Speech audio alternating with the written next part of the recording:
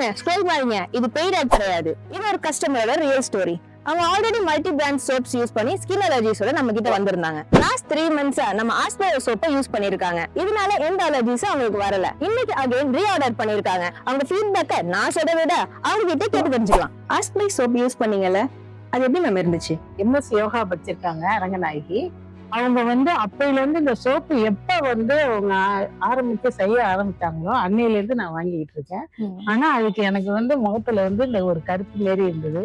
அதான் முன்னோர்கள் அது ஒரு கஷ்டத்தினால வருது அப்படின்னு சொன்னாங்க. ஆனா இந்த சோப்பு போட்ட பிறகு அதெல்லாம் எனக்கு நல்லா தெளிவா நல்லா ஆயிடுச்சு. அதே மாதிரி என் பேத்திங்களுக்கும் ஒருத்திக்கு அரிக்குதுன்னா அவளுக்கு கத்தாழை சோப்பு அது ஒண்ணு, இன்னொருத்திக்கு கத்தாழை சோப்புன்னா அது என்ன குப்பமல்லி சோப்பு அது யூஸ் பண்ணோம்.